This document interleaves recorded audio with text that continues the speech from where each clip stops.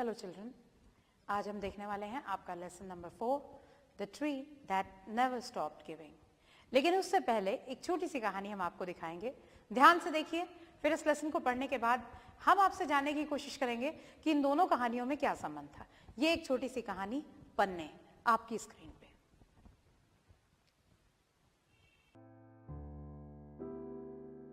कुछ लम्हे यादें बन जाती हैं।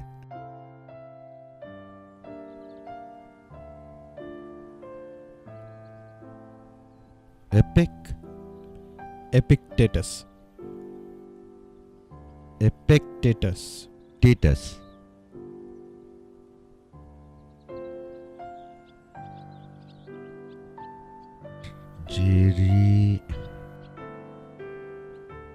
Jerry Spinelli.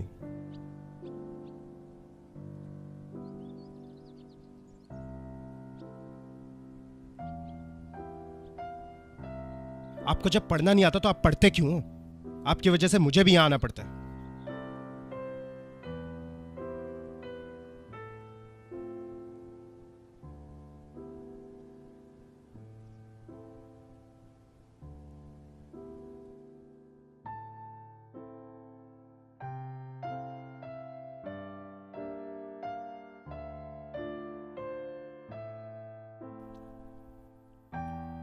आज पहली बार मेरे बेटे ने किताब पढ़ने की कोशिश की।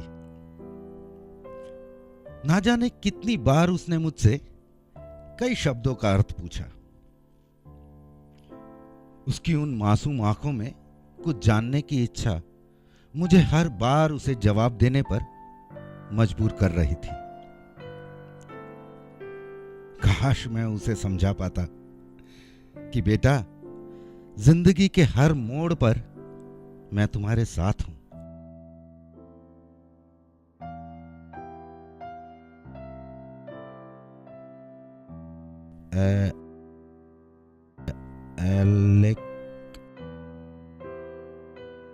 Alexander Graham Bell.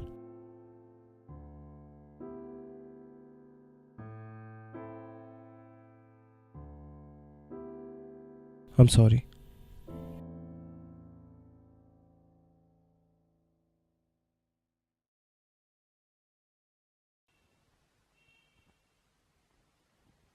आपने ये कहानी देखी। अब पहले इस लेसन को समझेंगे, उसके बाद इस कहानी के विषय में बात करेंगे। The tree that never stopped giving. There lived a naughty boy in a village. Each day, the boy spent hours playing near the large old mango tree. He would make a crown of its leaves, then profoundly declare, I am the king of the forest. The tree loved to have the boy visit it and play in its branches. Time passed. The boy grew to be a man, but to the tree he would always be a boy.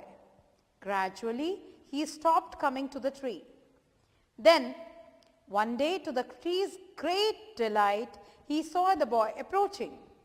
The boy said he needed money, for without money he couldn't marry. Take my mangoes, they are the best variety. Sell them and you will have more than enough money, offered the generous tree. The boy didn't wait another minute. The boy stripped the tree of every single mango, sold them and got married. After a lapse of time, the boy came back again, sullen and complaining. I need a house, can you give me a house? Take my strong branches and build yourself a house and make your furniture too, said the loving tree. So, the boy hacked down all the branches, leaving the tree with just its trunk. Slowly, the tree aged without its branches and leaves. It felt lonely and sad. It missed the boy. Years went by. The lonely old tree often thought of the boy, and then one day, the boy come again, not quite as young as before. I need a boat, he said to the tree. I want to travel to see something of the world. Take my trunk, it's all I have left, but it will make you a sound boat, said the tree. The thoughtless boy took the trunk, made his boat and sailed away without even once thinking about the tree and what he had done to it. Finally, the boy became a tired old man, and now all he could think of was his faithful friend the tree. Come, boy, called the tree. Rest here on my stump. It makes a good seat. We can be happy together. And the boy, gratefully for once, sat down in the warm sunshine on the tree stump, and the tree was happy. काफ़ी कुछ शब्द आप पढ़ चुके हैं, कुछ आप समझे भी होंगे निश्चित रूप से। इससे पहले कि हम इसको समझें, एक मौका आपके लिए, आप इसको साइलेंट रीड कीजिए और जो टीचर्स यहाँ पे मौजूद हैं वो ऐसे बच्चों को आइडेंटिफाई करें जो इंग्लिश नहीं पढ़ पा रहे हैं और उनकी मदद करें। कोई ऐसा शब्द जो आप प्रोनाउंस नहीं कर पा रहे हैं, बोल नहीं पा रहे हैं, एक बार अपने टीचर से पूछ लीजिए। हम मिलते हैं नेक्स्ट वीडियो में जिसमें हम इसका अर्थ समझेंगे।